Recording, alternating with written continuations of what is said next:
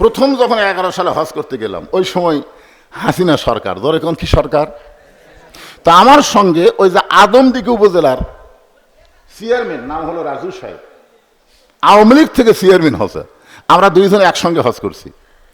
তো কাবা ঘরের সামনে গিয়া ওই আওয়ামী লীগের নেতা আমার সাথেই বলতেছে, লব্বাইক আল্লাহুম্মা লব্বাইক লব্বাইক লা শারিকা লাকা লব্বাইক ইন্নাল হামদা ওয়ান নি'মাতা লাকা ওয়াল মুলক লা শারিকা লাক। যখনই বলছে লাকা ওয়াল মুলক লা শারিকা লাক, আমি খপ করে হাত ধরলাম, ধরে বললাম, চেয়ারম্যান সাহেব, এই যে আপনি বললেন লাকা ওয়াল মুলক লা শারিকা লাক, এর বাংলা কি? তখন বলতেছে, আপনারাও বলতেছেন, আমিও বলতেছি, আর তো বাংলা জানি না।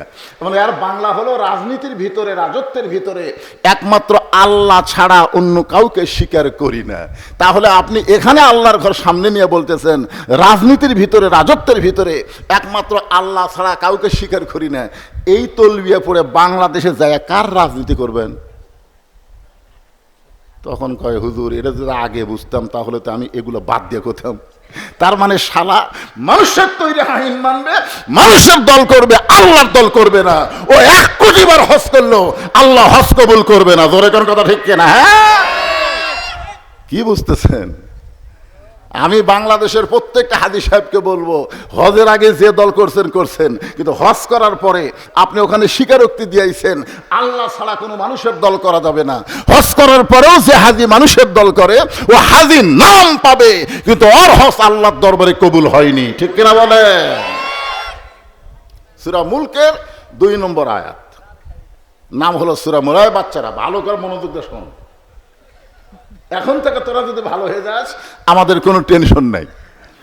আমরা বুড়ারা তো এমনি ভালো হব, সারা জীবন ঘুষের চাকরি করে, চাকরি যখন রিটায়ার হচ্ছে তখন বুড়া কান দিচ্ছে, আল্লাহ আমি আর জীবনে ঘুষ খাবো না, আল্লাহ আমি আর জীবনে ঘুষ খাবো না।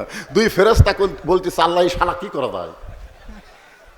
এই যখন ঘুষের চাকরি করছে তখন কান্দেনি, যে চাকরি শেষ এখন কান দিচ্ছে।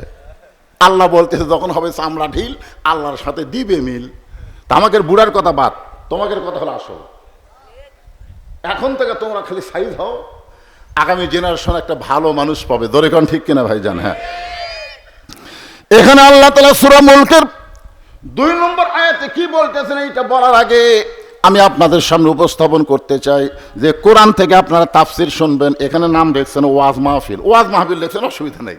যে কোরআন থেকে আপনারা ওয়াজ শুনবেন, তাফসির শুনবেন, এই কোরআনের মধ্যে কোনো সন্দেহ? আচ্ছা, আয়াতটা আমি পড়ি তো, দেখেন তো আল্লাহর কথার সাথে কি আপনারা একমত? জালিকাল কিতাবু লা রাইবা ফি হুদাল লিন-নাস। কি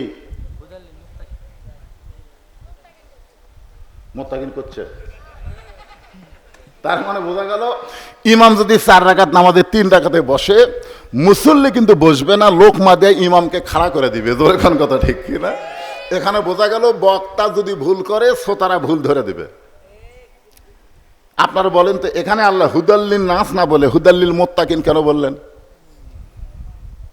যেই কোরআনের মধ্যে কোনো সন্দেহ নাই পাইকারি হারে এই কোরআন সবাইকে হেদায়েত দেবে, আল্লাহ এই কথা না বলে হুদাল্লিল মুত্তাকিন বলার পিছনে কারণ আছে না নাই? কারণ আছে। কারণটা কি? নবী যখন কোরআন তেলাওয়াত করত তখন চোরের মতন চুপি চুপি একজন নবীর কোরআন তেলাওয়াত শুনত। তার নাম হলো আবু জেহেল। জোরে বলেন, নাম কি? সারা রাত দাঁড়িয়ে দাঁড়িয়ে নবীর কোরআন তেলাওয়াত শুনত। সকাল বেলায় সে মিটিংয়ের মধ্যে বলতেছে, এত সুন্দর কোরআনের বাণী, রাতটা কোন দিক দিয়ে গেল আমি বুঝবারই পারিনি।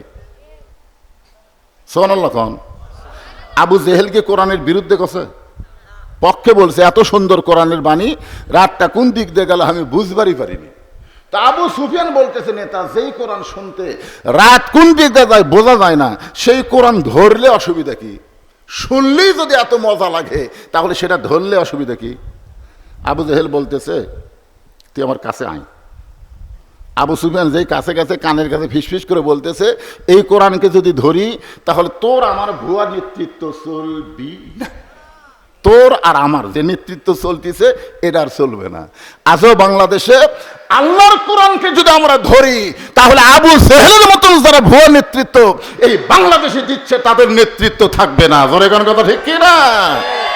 এই জন্যে তারাই চায় কোরআন কোরআনের জায়গায় থাকুক, আমাকে বলে হুজুর কোরআন মাদ্রাসায় থাক, আমাদের কোনো সমস্যা নাই, কোরআন মসজিদে থাক, আমাদের কোনো সমস্যা নাই, কিন্তু কোরআন নিয়ে আপনারা সংসদে যাবার চান কেন? কি কোরআন কোরআনের জায়গা থাকবে, আপনারা কোরআন খারাপ জায়গা নিয়ে যাবেন কেন? আপনারা বলেন তো সংসদ কি খারাপ? জোরে কোন সংসদ কি খারাপ? একবার আল্লাহর ওলি বাইজিদ বোস্তামি রহমতুল্লাহ আলাই তার দরবারে এসে দেখে মুরিদেরা জিকির করতেছে। বাইজিদ বোস্তামির মুরিদ, তারা জিকির করতেছে, নাউজুবিল্লাহ নাউজুবিল্লাহ নাউজুবিল্লাহ। বাইজিদ কয় কে রে, সুবহানাল্লাহ আলহামদুলিল্লাহ আল্লাহু আকবার, এই জিকির বাদ দিয়ে নাউজুবিল্লাহর জিকির ধরলো কেন? এক মুরিদকে বলতেছে কে বাবা নাউজুবিল্লাহর জিকির কেন? বলে হুজুর আমরা খালি করতেছি না, আপনি শুনলো আপনিও করবেন। বলে কি হয়েছে? বলে বাগদাদ এলাকায় উত্তর সাইডে একটা ঘর ভাড়া নিয়ে একটা 17 বছরের সুন্দরী মেয়ে দেহ ব্যবসা শুরু করছে। আর ওই দেহ ব্যবসা করার কারণে শত শত যুবক ওই মেয়ের সঙ্গে সম্পর্ক করে তাদের চরিত্র ঈমান নষ্ট করতেছে। এই জন্য আমরা নাউজুবিল্লাহর জিকির করতেছি। বাইজিদ বোস্তামি আল্লাহর কোরআন এভাবে হাতে নিয়ে বললেন, তোমরা যদি কিয়ামত পর্যন্ত হায়াত পাও আর এরকম নাউজুবিল্লাহ জিকির করো, তোমাদের নাউজুবিল্লাহ দিয়ে একটা অন্যায় বন্ধ হবে না। এ বাবা এই ক্যামেরার লোকেরা তোমরা কথা কইও না তো। এখন মুরিদরা বলতে তো হুজুর তাহলে অন্যায় বন্ধ হওয়ার উপায় কি? বাইজিদ বোস্তামি বললেন ওই খারাপ মেয়ের কাছে যাওয়া লাগবে। সমস্ত মুরিদ কয় নাউজুবিল্লাহ হুজুর, একটা ভালো মানুষ কোনদিন খারাপ মেয়ের কাছে যায়? বাইজিদ বোস্তামি বললেন তোমরা যদি না যাও তাহলে আমাকে যাওয়া লাগবে। সমস্ত মুরিদরা তখন বসে আছিল, এবার খাড়া হচ্ছে, খাড়া হয়ে বলতেছে আপনি আল্লাহর ওলি হয়ে একটা পতিতা একটা বেশ্যা মেয়ের কাছে যাবেন? আপনি আল্লাহর ওলি হয়ে এরকম একটা খারাপ জায়গা যাবেন? বাইজিদ বোস্তামি বললেন জায়গা খারাপ না, বাংলাদেশের কোনো জায়গায় খারাপ না। এখন আমি যদি ইউনিয়ন পরিষদে দাঁড়াবার চাই, অনেকে বলবে হুজুর এই খারাপ জায়গাতে আপনি যাওয়ার নিয়ত করছেন কেন? কেরে পাগলা, ইউনিয়ন পরিষদ খারাপ না, ওরা খারাপ মানুষকে পাঠায়া ভালো জায়গা পর্যন্ত খারাপ করে ফেলে দিছে। তোর এখন কথা ঠিক কিনা? আসলে ভালো মানুষ পাঠান, খারাপ জায়গাও ভালো হয়ে যাবে।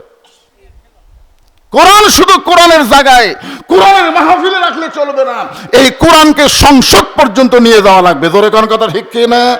আল কোরআনের আলো সংসদে বলা লাগবে। সংসদে আপনি কি করছেন? ও ঘরে ঘরে কথা, যাক ঘরে ঘরে তো জ্বলতিছে, কিন্তু আমাদের কপাল খালি পুড়তিছে। ঢাকা ওয়াসা কোম্পানি একটা ট্যাঙ্কি বানাচ্ছে, ওই ট্যাঙ্কি হলো 2 কোটি লিটার পানি ধরে, 24টা ডিপ টিউবওয়েল দিয়ে অনবরত পানি উঠতেছে। ওই পানি ট্যাঙ্কির ভিতর থেকে পাইপের মাধ্যমে প্রত্যেকটা বাসায় পানি যাচ্ছে, বাসার লোকেরা পানিতে গোসল করতেছে, ওযু করতেছে, পানি পান করতেছে। পান করার সময় বলতেছে আসাকাহুম রব্বুহুম শারাবান তাহুরা। কিন্তু সমস্যা হলো ওই ট্যাঙ্কির ছাপনা খুলে গভীর রাত্রে আমাদের বাংলাদেশের ইসলাম বিদ্বেষী এবং ভারতের র বাহিনী একটা মরা মোষ ঢুকে দিছে।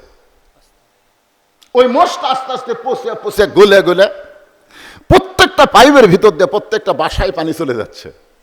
এখন বাসার লোকেরা খালি কোরআন পড়তেছে আর পানি পান করতেছে। আপনারা বলেন তো পানি কি পাক? পানি কি? যতই কোরআন পড়ো পানি পাক পাবা না।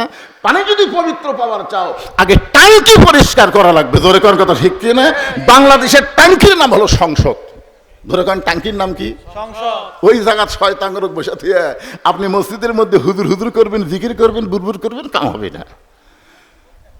আগামী ইলেকশনে একটা শয়তানও যেন সংসদে যাবার না পারে, যারা যাবে তারা যেন আল্লাহর ভালো বান্দারা যায়। ধরে কোন কথা ঠিক কিনা? এই জন্য ওই জায়গাটা সাফ করার জন্য যে জিনিস লাগবে তার নাম কি?